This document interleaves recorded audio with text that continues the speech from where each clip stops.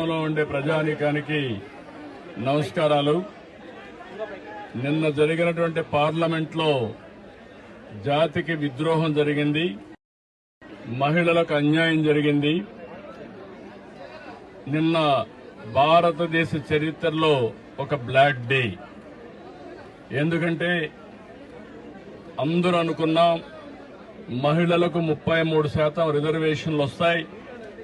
చట్టసభల్లో ఎన్నో రోజుల నుంచి ఇది పెండింగ్ లో ఉంది. ఎన్నో రోజులు పోరాడాం. ఇప్పుడు తొందరలో చట్టసభల్లో, అటు పార్లమెంట్లో, ఇటు అసెంబ్లీలో, కౌన్సిల్లో 33% మహిళలను చూస్తామని ఆశపడ్డాం.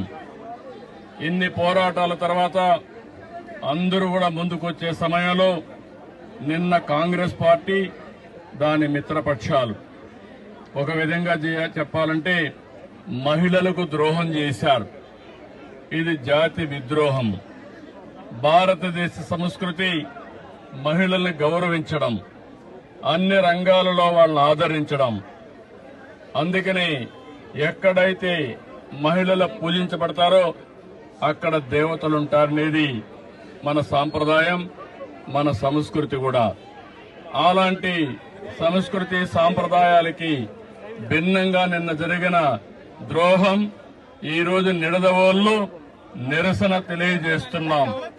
ఇది ప్రారంభం మాత్రం, దీంతో ఆగదు. మొత్తం మహిళా లోకం ఒకటి కావడం ప్రతి ఒక్కరూ కూడా గుర్తుపెట్టుకోవాలి. మన ఇంట్లో ఉండే ఆడబిడ్డలను గుర్తుపెట్టుకుని దేశంలో ఉండే ఆడబిడ్డలందరూ పైకి రావాలి, వాళ్ళ ఆత్మగౌరవంతో బ్రతకాలని నినాదంతో మనందరం ముందుకు పోవాల్సిన అవసరం ఉంది. దీనికి కుంటు సాకులు చెప్పారు. నిన్న చాలా స్పష్టంగా చిన్న రాష్ట్రాలకు నష్టం జరుగుతుందని మాట్లాడారు. కానీ ప్రధానమంత్రి గారు, అమిత్ షా గారు చాలా స్పష్టంగా చెప్పారు, దక్షిణాది రాష్ట్రాలకు అన్యాయం జరగదు, అదే మాదిరిగా నార్త్ ఈస్టర్న్ స్టేట్స్ కు అన్యాయం జరగదు, చిన్న రాష్ట్రాలకు అన్యాయం జరగదు. ఈ పొండే సీట్లతోనే 50% యూనిఫామ్ గా అన్ని రాష్ట్రాల్లో పెంచుతామన్నారు. యూపీలో 50% పెంచితే ఆంధ్రప్రదేశ్ లో కూడా 50% పెంచుతారు. అలాంటి అనౌన్స్మెంట్ ఇచ్చి చట్టంలోని పెడతామని చెప్పిన వీళ్లు రాజకీయ అజెండా కోసం ఈరోజు ఇలాంటి దుర్మార్గం చేసే పరిస్థితికి వచ్చారు. ఇది చాలా బాధాకరం.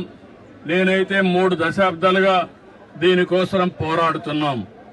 పోరాడి సాధించుకునే ఈ సమయంలో